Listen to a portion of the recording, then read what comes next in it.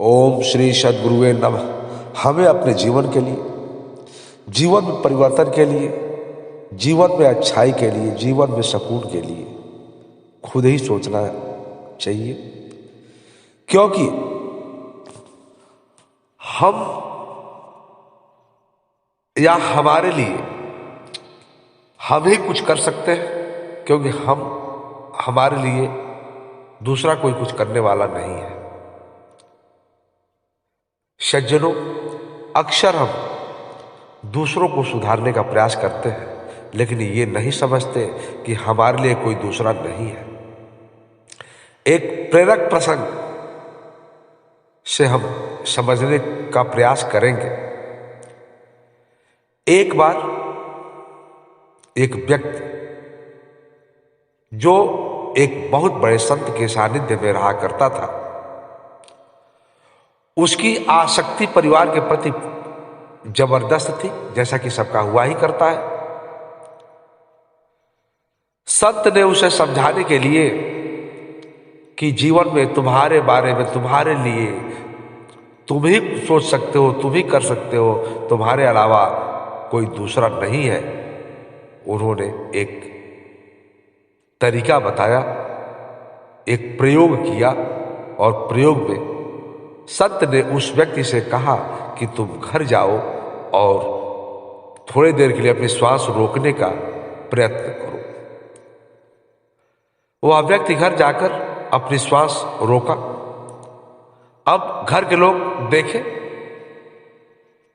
कुछ जैसे नब्ज वगैरह टटोलने पर ऐसा लगा कि शायद सांस रुक गया हो। घर के लोग चिल्लाने रोने लगे। सूचना संत के पास गई। संत आए। संत ने देखा, संत ने कहा ये तो चल बसे। अब जब संत ने ये बात बताई तो घर वाले और जोर जोर से रोने लगे।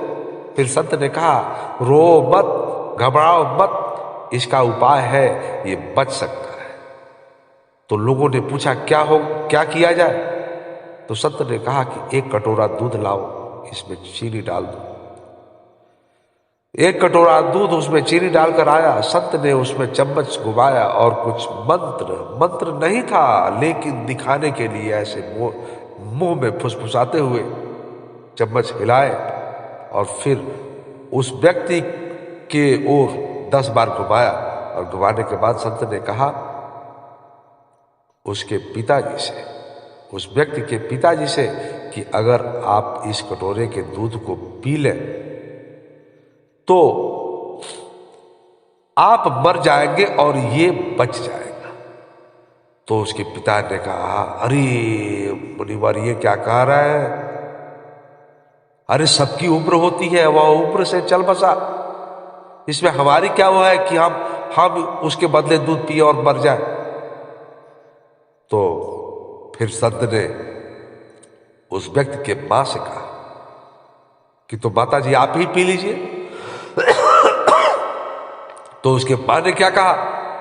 सज्जनों, समझने की बात है। मां ने कहा, अरे मैं कैसे पीऊंगी, मैं तो पत्नी धर्म ही, अगर मैं चल बसी तो मेरे पति की सेवा कौन करेगा?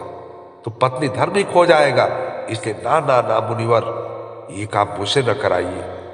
तो फिर उस व्यक्ति की पत्नी से मुनि ने कहा, तो औरत ने कहा, अरे मुनिवर ये क्या कह रहे हैं, मेरा मैका बहुत मजबूत है, मैं अपने मैके चली जाऊंगी, अपने माँ बाप के पास चली जाऊंगी, मैं यह नहीं पीऊंगी, ये दूध नहीं लूंगी। अब जब मोहल्ले वाले, गांव वाले जो आए थे, ये सब सुनने लगे, तो धीरे धीरे फुसफुसाते हुए, ये कहते हुए, चलो निकलो यहाँ से, पता नहीं ये मुनि किसको ये दूध पीने के लिए कह दे। इसे सारे लोग वहां से चल दिए। तब उस महात्मा ने कहा, क्या छोड़ो, चलो मैं ही पी लेता हूं इस दूध को। तो उसके माँ बाप पत्नी कहने लगे, अरे मुनिवर पीजिए, आप संत तो परोपकार के लिए ही होते हैं। चूंकि सज्जनों दूध में तो कुछ था नहीं। संत ने उस दूध को पी लिया और फिर उस व्यक्ति से कहा, उठो, और तुमने तो देख ही लिया संसार, ये संसार क्या होता है। इसलिए मैं ये नहीं कहता कि सब आसक्ति ही त्याग दें, क्योंकि आदमी तो दो प्रकार के होते हैं ना, संसारी और सन्यासी। दोनों का तो एक ही लक्ष्य है, मोक्ष की प्राप्ति।